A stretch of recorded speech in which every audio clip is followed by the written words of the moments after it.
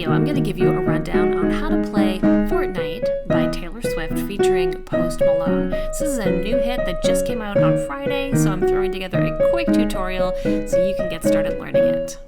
If you'd like to print out the sketch notes that I make for this tutorial, just visit pianovideolessons.com/Fortnight. Like most Taylor Swift songs, this piece of music uses the same chord progression over and over in its E, F sharp, D sharp, G sharp. So always in this order: E, F sharp, D sharp, G sharp. And that happens through the verse, the chorus, and the bridge or the outro, whatever you want to call that last section. So we only have to learn this for the left hand. And we can play it the way I am right now, using two notes at once, which we call this fifths because I'm playing the two notes that are the distance of a fifth apart, or we can just play single notes as well. If that's easier for you, just use one finger at a time to play the lower bass part. Now, the right hand always uses the same notes. So we're going to be playing 1, 2, 3, 4, and 5. These are the finger numbers: 1, 2, 3, 4, and 5. All right, so the first verse is going to start off the line 1 on your third finger. And I'm just going to write the numbers here. So give me 1 second. All right, so starting with finger 3, this is the first line. I was supposed to be sent away, but they forgot to come and get me. All right, the next line is very similar. All of this is identical, except when we get here, we're going to use the note 2 instead of repeating 2s and 1s. So it will sound like this. I was a functioning, and now finger 2 only, alcoholic till nobody noticed my new aesthetic. So the ending is the same. Now we have a different beginning parts. Let me just write the fingering down here. Right, so this part starts on 3 again. All of this to say, and then finger 2, I hope you're okay, but you're the reason. We're ending with that 4, 4, 3 again. Now this last line is different than the others. I'll just write the fingering in. It starts with 3 again, and no one here's to blame. And now you're going to move your thumb over to F sharp.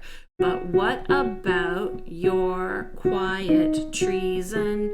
So we're just jumping over to get to that F sharp.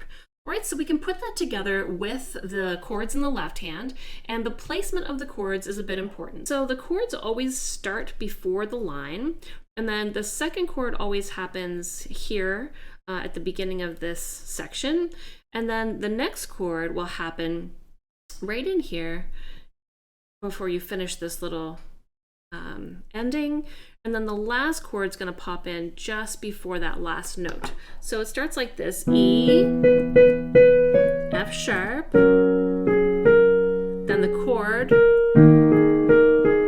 and then to G sharp. Same thing on the next line. Start your chord, and here on the 2,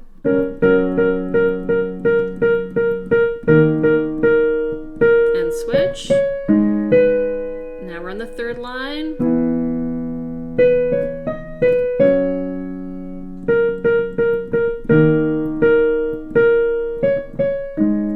Always right before that last note.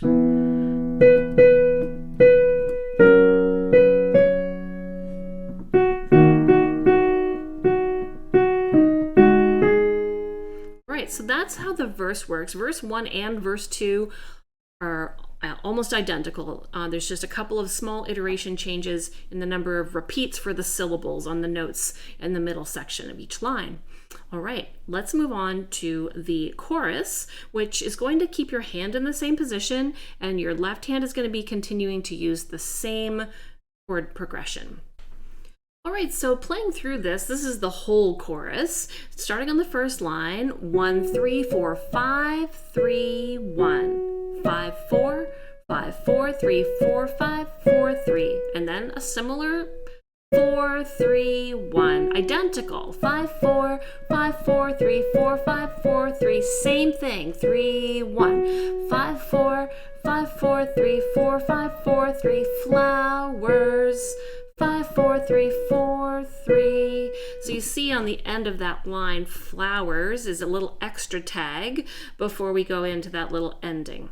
All right, and the chords are always going to play in the same place. So we're going to play a chord with these notes, and we're going to play a chord here in between these notes. So we start off with the E.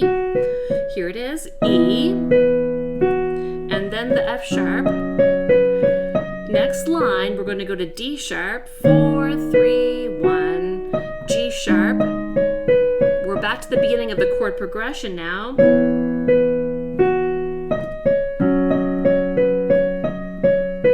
And then here, we're going to play the D sharp chord here. And then the G sharp chord here. All right, so that's the whole chorus. All right, so let's just see how the verse and the first chorus will sound if we put it together. So I like to repeat these notes 7 times or 8 times. 1, 2, 3, 4, 5, 6, 7, 8. 1, 2, 3, 4, 5, 6, 7, 8, 1. And just switch a little early. You don't have to do that. You can just repeat it. You can just hold it. There's so many ways, whatever you're feeling comfortable with. But for now, I'm just going to repeat these 8 times.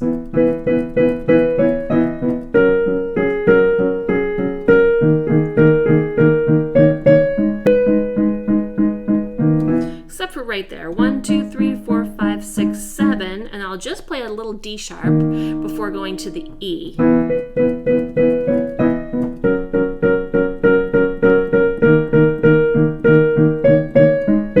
Again, D sharp.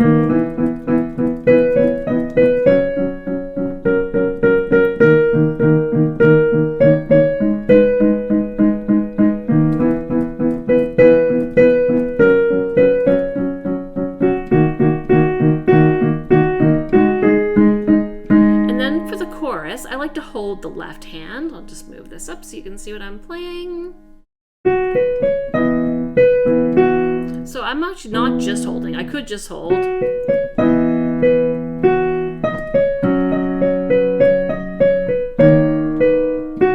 But I do like to add a little bit of rhythm in my left hand. And you can use whatever rhythm feels good to you in there. But that's the way I like to do it. So I'll start at the chorus again.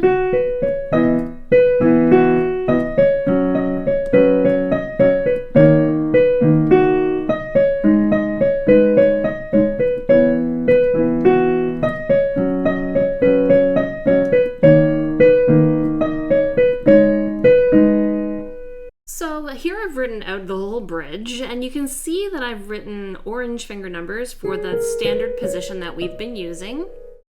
And then we have a shifted finger position, so 2, 3, 4, 5, that will help us get all the way up to E. So when you see green fingering, that's because I've moved up one note and shifted everything with it. And then when I see finger 2 and then 3 changes color, that's actually the same note twice. So right here, this 2 is B and the 3 is also B. I'll play the right hand first. 1, 5, 4, 3, F sharp, shift over, switch to 3. So that's a 2, 3 underlined there, 2, F sharp. And then we go to the brackets on the first line there, the parentheses, 5, 4, 3, switch. And then we're right into the chorus again. So the circles show you where to play those chords. We're going to have E, and then F sharp, and then D sharp, and then these ones down here are G sharp. And then it repeats through. So we're going to have this repeat back to here, and then the second time through the bottom line. So let's just give that a go. It starts with a 1. It's kind of hard to see in there, but we're in our standard finger position, and the left hand is down here. So here we go. Moving over, 2 to 3. Now your D sharp chord, G sharp, and repeating from the previous line. Here we go, 3, F sharp, moving everything up, 2 and then 3, D sharp, last line, and then the G sharp chord, and then it goes right into the verse. Or the chorus, yeah. And so there's only one more part left in the piece, and it is the ending or the outro.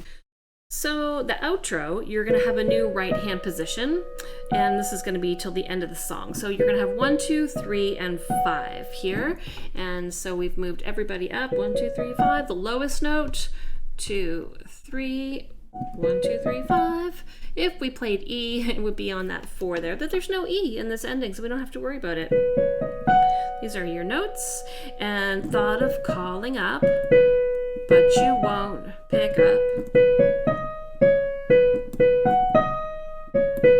That's essentially what's going to happen there. So I'll just write the fingering down. Okay, so the right hand will play like this. 1, 2, 3, 2, 1, 1, 5, 3, 2, 1, 1, 2, 3, 2, 1, 1, 5, 3, 2, 1. And the chords are going to happen here in between.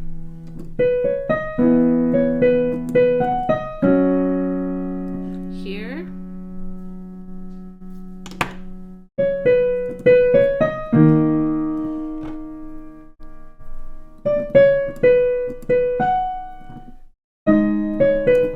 This is the only one that plays with a note, and then it repeats similarly. I'll write the fingering out for this. All right, so the whole outro.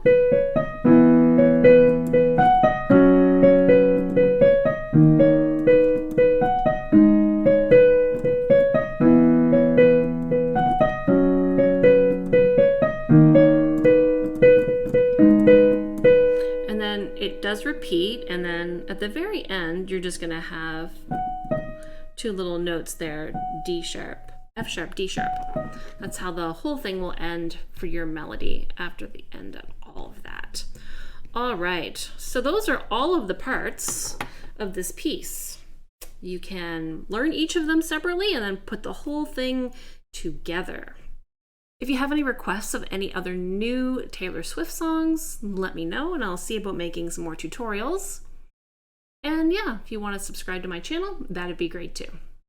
Catch you next time.